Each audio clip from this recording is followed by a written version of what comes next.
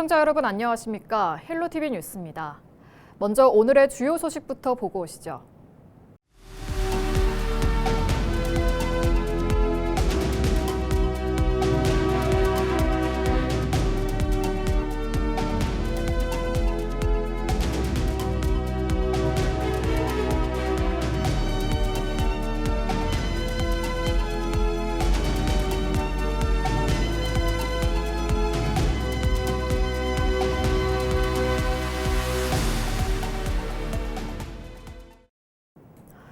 인천시 시군 연두 방문 일정을 소화하고 있는 유정복 인천시장이 지난 3일 계양구를 방문했습니다. 계양구는 공영주차장 건립과 도서관 신축 이전 등 주요 현안 사업 관련 인천시에 예산 지원을 요청했는데요. 인천시도 해법을 적극 검토하겠다는 입장을 내놨습니다. 유정복 인천시장은 분구 이후 31년 만에 신축한 계양구의회 신청사부터 방문했습니다. 반갑게 맞이한 신정숙 계양구의회 의장은 차담을 나누며 지난해 8월 침수 피해가 컸던 효성동 주상복합 건물 주변에 저류시설이 필요하다고 제안했습니다. 그 공원 지하에다가 저류시설 좀 설치해 줬으면 어떨까 싶어요. 그러면 거기 물바지 역할을 하게끔 하셨으면 어떨까 해서. 유 시장도 현장 문제인식에 공감했습니다. 네. 이번에 나와서 다 문제를 현장에서 풀고 주변은 다 괜찮은데 뭐 이건 뭔가가 시공상의 설계상에. 유 시장은 이어 계양구청을 방문해 현안 보고를 받고 계양구 건의사항을 청취했습니다. 윤환 계양구청장은 마을 의제로 시에 건의했던 효성이동 공영주차타워 건립을 위해 올해 시 예산 23억 원이 필요하다고 요청했습니다. 리모델링하고 주차 공간을 별도로 만들어라. 이게 합리적이다. 이렇게 제안을 해주셔서 리모델링은 저희가 하고 주차장 부분만 50대 50으로 사업을 할 수 있게 진행을 해달라 이런 말씀을 좀 드리는 거고요. 한국선 타고 감안을 해서 이제 검토를 하는 것이 좋지 않을까 이런 생각도 했는데 어차피 그 바로 인접한 붙어있는 부분은 다시 한번 도시 상황을 좀 정리를 한번 해보고. 윤 청장은 수도권 매립지 직매립 금지로 늘어나는 계양구의 민간 소각장 처리 비용 지원도 현실화해달라고 요구했습니다. 또 서운 도서관 이전 신축 예산 지원과 계양 경기장 제척 부지 유상 사용 유예를 건의했습니다.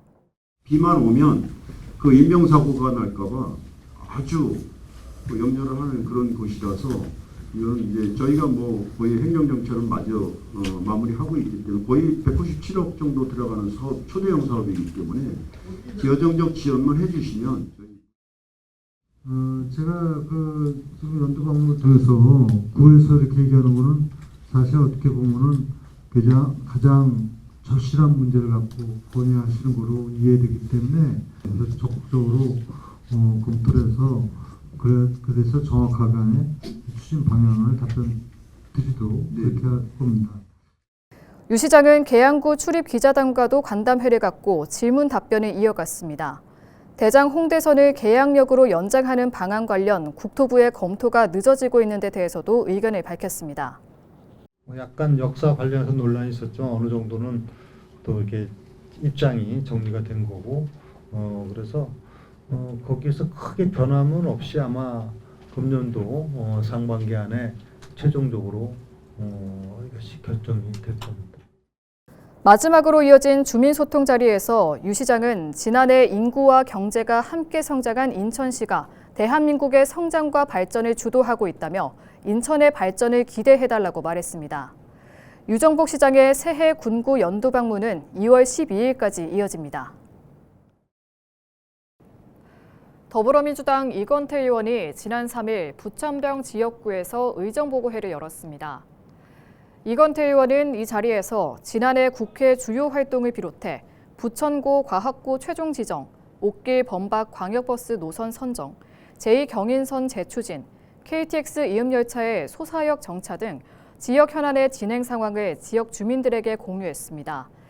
이번 의정보고회는 소사구청 소양관과 별빛마루 도서관에서 2차례에 걸쳐 진행됐습니다. 소사구 소양관에서 했는데요. 소양관이 작지 않은 공간인데 주민들께서 가득 채워주셔가지고 정말 참석해 주신 주민들께 감사하고 제2경인선이라고 부르는 수도권 서남부 광역철도 아직 진도가 진행 중에 있고요. 그다음에 온도심 재정비 문제 제가 특별법을 냈는데 그것도 이제 통과시켜야 되고 소사의 KTX 정차 이것은 이제 공사를 해서 약 27개월 후에 KTX를 여기서 정차하도록 결정이 됐지만 아직도 진행 중입니다. 이 큰 사업 3개는 제가 무슨 일이 있어도 반드시 해내겠습니다. 김병수 김포시장이 2일 기자회견을 열고 5호선 김포 연장을 위해 김포시가 5,500억 원을 직접 부담하겠다고 밝혔습니다. 김 시장은 김포 시민의 출퇴근길이 불편을 넘어 위험한 상황인데도 5호선 연장이 경제성 숫자 앞에 멈춰서 있다며 김포 시민을 위해 어려운 결단을 내렸다고 말했습니다. 이어 김포시가 부담하겠다고 밝힌 5,500억 원은 5호선 연장 총 사업비 3조 3천억 원의 약 17%에 해당하며 김포에서 진행하는 도시개발 사업 개발 부담금을 모두 활용하면 마련할 수 있는 금액이라고 설명했습니다. 김 시장은 또 김포시가 예타 통과를 위한 경제성 보완은 물론 건폐장 문제 해결과 검단을 우회하는 대광이 조정안에도 동의했지만 정부가 여전히 경제성을 근거로 결정을 지연하고 있다고 강조했습니다.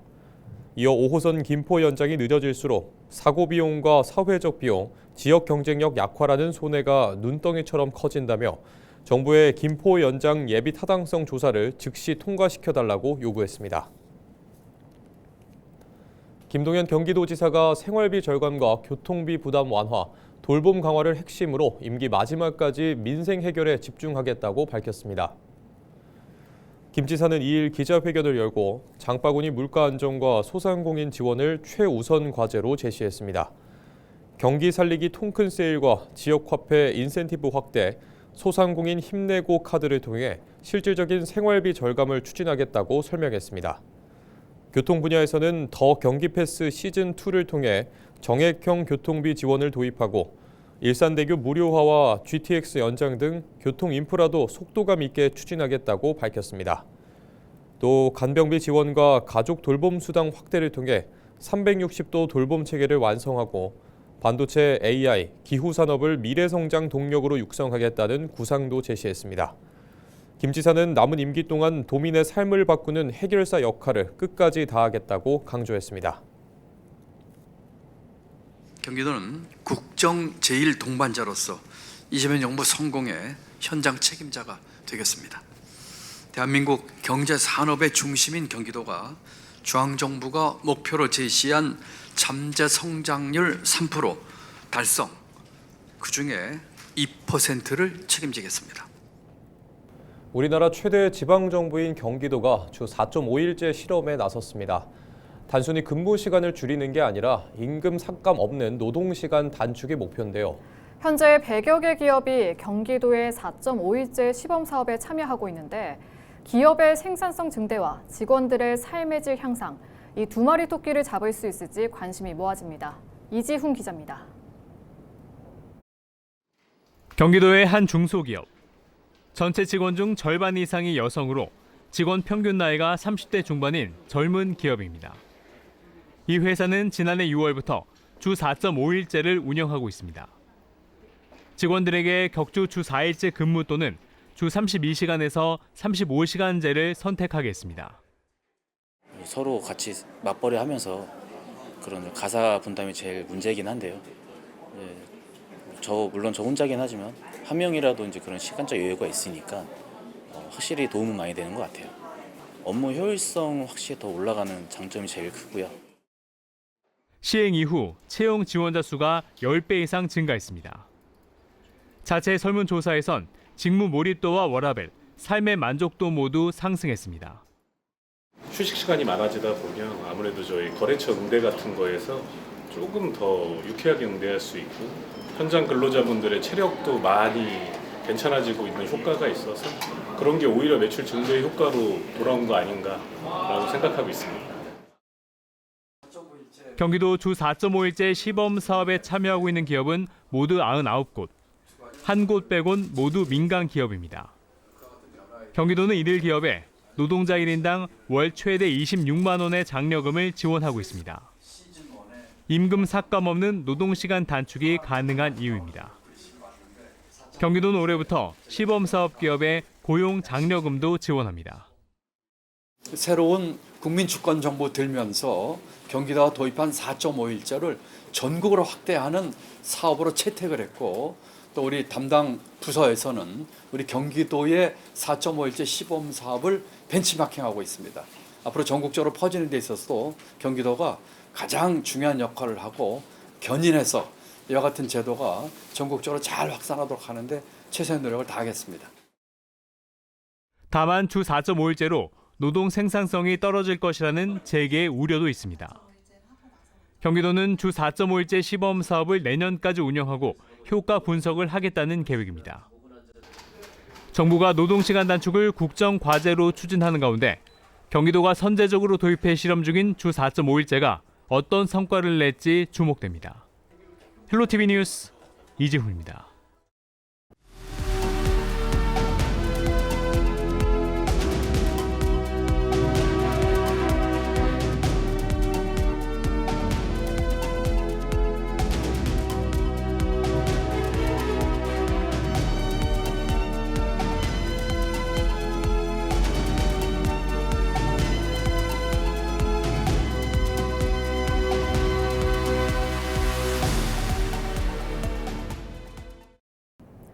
김경협 재외동포청장의 청사 이전 검토 발언을 두고 인천 지역 사회의 반발이 이어지고 있습니다.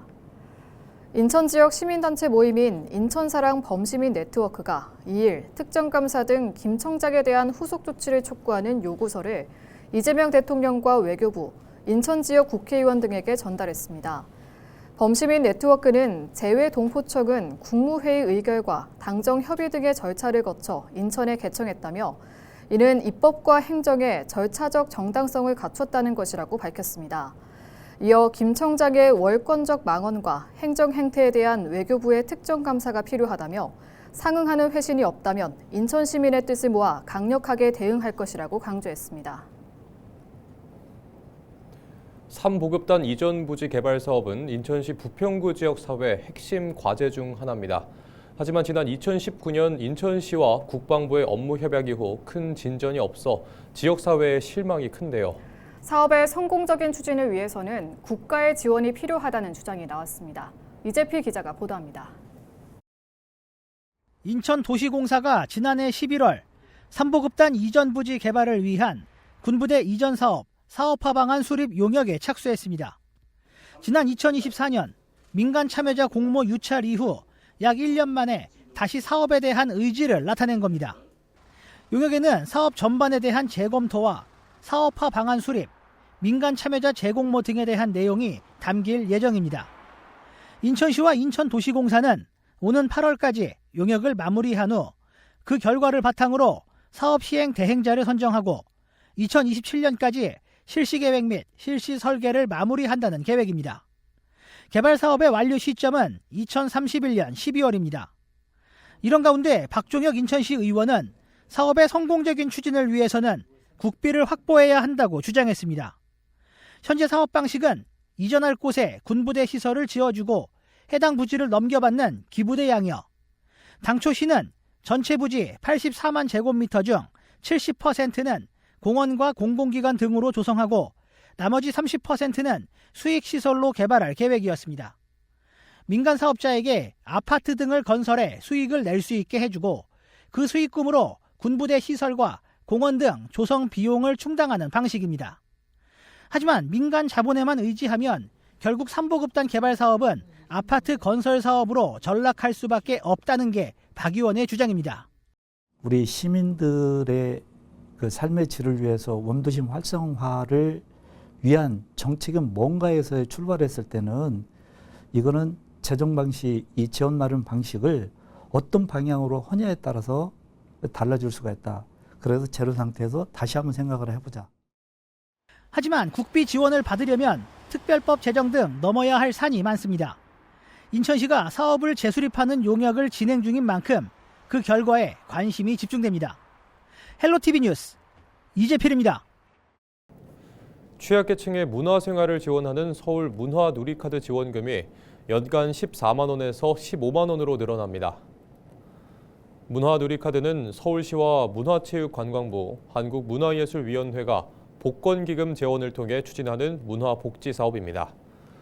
올해는 총 670억 원 규모로 만 6세 이상 기초생활수급자와 차상위 계층에 1인당 연간 15만 원을 지원합니다. 특히 올해부터는 청소년기와 준고령기 이용자는 만 원을 추가 지원할 계획입니다. 문화누리카드는 공연, 영화, 전시를 포함해 국내 여행, 4대 프로스포츠 관람 등 문화, 예술, 여행, 체육의 다양한 분야에서 사용할 수 있습니다. 카드 발급 등 자세한 내용은 문화누리카드 누리집 또는 가까운 행정복지센터에서 확인할 수 있습니다. 서울시 양천구가 중소기업과 소상공인의 자금난을 해소하기 위해 육성기금을 융자 지원합니다. 지원 규모는 30억 원이며 제조업은 최대 3억 원, 도소매업과 기타 업종은 최대 8천만 원까지 융자를 받을 수 있습니다. 지원 조건은 연리 0.8% 금리에 2년 거치 3년 균등 분할 상환입니다. 지원 대상은 양천구에 사업장을 두고 있는 중소기업과 소상공인이며 지원을 희망하는 업체는 오는 13일까지 융자 신청서와 사업계획서 등 관련 서류를 준비해 양천구 일자리 경제과에 제출하면 됩니다. 경기 교육이음포럼이 2일 부천 상공회의소에서 유은회와 함께하는 부천 교육현안 간담회를 개최했습니다. 이번 간담회에서는 학생과 학부모, 교육 전문가 등 200여 명이 참석해 다문화 이주 배경 학생 지원, 고교 학점제 부담, 느린 학습자 교육, 마을 교육의 역할 등 지역 교육 현안에 대해 함께 논의했습니다. 발제를 들은 유은혜 전 사회부 총리 겸 교육부 장관은 교육 현장의 절실한 과제들에 깊이 공감한다면서 지자체, 학교, 교육청이 협력하는 부천형 맞춤 교육 시스템 구축을 완성하겠다고 약속했습니다. 또 지역의 역사와 산업을 연계한 교육을 통해 지역 정주로 이어지는 선순환 교육 생태계를 만들고 인공지능을 통한 학습에 사람 중심 교육 시스템을 결합하겠다고 밝혔습니다. 3일 새벽 2시 24분쯤 경기 양주시 광정면의 한 주택에서 불이 났습니다. 이 불로 30대 남성 1명이 전신에 1에서 2도 화상을 입는 중상을 입고 병원으로 이송됐으며 주택 1개동 약 15평이 모두 불에 탔습니다. 소방당국은 인력 46명과 장비 19대를 투입해 신고 1시간 20여 분 만에 불을 완전히 껐습니다. 경찰과 소방은 주택 내 난로에서 화재가 시작된 것으로 보고 정확한 원인을 조사하고 있습니다. 경기도가 북한 산성을 포함한 한양 수도 성곽을 유네스코 세계유산으로 등재하기 위한 최종 신청서를 국가유산청과 서울시, 고양시와 함께 제출했습니다. 한양 수도 성곽은 조선시대 수도 한양을 방어하기 위해 조성된 성곽 체계로 한양 도성과 북한 산성, 탕춘 대성으로 이루어져 있습니다. 이 가운데 북한 산성은 수도 외곽 방어의 핵심 성곽으로 역사적 가치가 큽니다. 유네스코 자문기구 이코모스는 예비평가에서 세계유산 등재 가능성을 긍정적으로 평가했습니다. 현지 실사는 올해 9월, 최종 등재 여부는 2027년 결정될 예정입니다. 부천국제만화축제가 문화체육관광부가 지정하는 2027년 문화관광축제의 신규로 선정됐습니다. 이에 따라 내년부터 축제는 국비 지원을 비롯해 국제 홍보 강화, 관광 연계 상품 개발, 프로그램 경쟁력 강화, 인공지능 활용 기반 등에서 정부 지원을 받게 됩니다. 지난 1998년 시작한 부천 국제만화축제는 매년 10만 명 이상 관람객이 찾아오고 있으며 내년 30주년을 맞습니다.